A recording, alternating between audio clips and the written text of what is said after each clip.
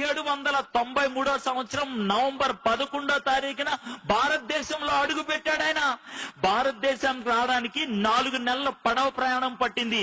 ఆ 4 నెలల్లో బెంగాలీ భాష చదవటం, బెంగాలీ భాష రాయటం, బెంగాలీ భాషలో మాట్లాడటం నేర్చుకున్నాడు.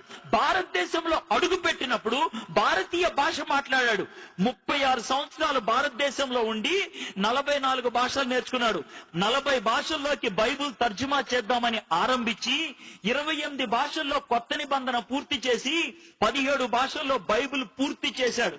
ఈ రోజు నీ చేతుల్లో బైబిల్ ఉన్నదంటే కారణం ఆయనే. ఆయన ఎవరో తెలుసా? William Carey. ఒక్క విలియం కేరీ 17 భాషల్లోకి బైబిల్ తర్జుమా చేసి నీ చేతుల్లో పెట్టాడు. అంతేనా? అక్కడితో ఆగిపోయాడా? నీ చేతుల్లో పెన్ ఉందంటే కారణం విలియం కేరీ. భారతదేశంలో మొట్టమొదటిసారిగా ఇంక్ తయారు చేసింది ఆయనే. జిందగీలో రైలు బండి ఎక్కినావంటే కారణం విలియం కేరీ. భారతదేశంలో మొట్టమొదటిసారిగా స్టీమ్ ఇంజన్ పెట్టింది ఆయనే. బ్యాంక్ లో పైసలు పెట్టినావా? కారణం విలియం కేరీ. భారతదేశంలో మొట్టమొదటిసారిగా బ్యాంక్ పెట్టింది ఆయనే. పొద్దున్నే లేచి ఈనాడు, జై తెలంగాణ న్యూస్ పేపర్ చదివినావా? థ్యాంక్స్ చెప్పాలి విలియం కేరీకి. భారతదేశంలో తొలిసారిగా భారతీయ భాషలో న్యూస్ పేపర్ ముద్రించింది ఆయనే. ఆడపిల్లలు కాలేజీకి పోతున్నారా? థ్యాంక్స్ చెప్పాల్సింది విలియం కేరీకి. భారతదేశంలో ఆడవాళ్ళ కోసం మొదటిసారిగా కాలేజీ పెట్టింది ఆయనే. మీ తాతయ్య చచ్చిపోయిన తర్వాత కూడా అమ్మమ్మ బతికుందా? థ్యాంక్స్ చెప్పాలి విలియం కేరీకి. సతీ అనే దాన్ని అంతమొందిచ్చింది ఆయనే. ఒక్కడు చేసింది ఇదంతా.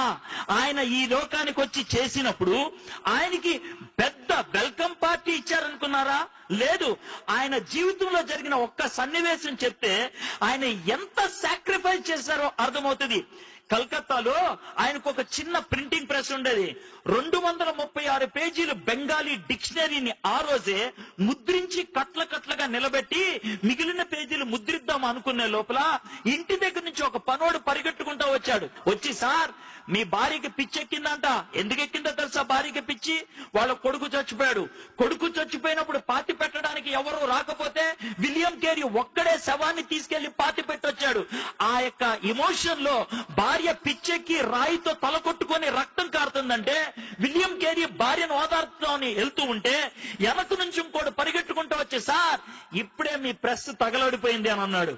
వెనక్కెళ్లాలో ముందుకెళ్లాలో తెలియకుండా సతమతమయ్యాడు విలియం కేరీ. అలా పెనుగులాడి అద్భుతంగా పరిచర్య చేశాడు. ఆ విధంగా పెనుగులాడే వాళ్ళు ఉండి పరిచర్య చేశారు కాబట్టి ఈ దినాన్న కుర్చీల మీద కూర్చొని లైటుల కింద ఈ విధంగా వాక్యాన్ని వినడానికి అవకాశం దొరికింది.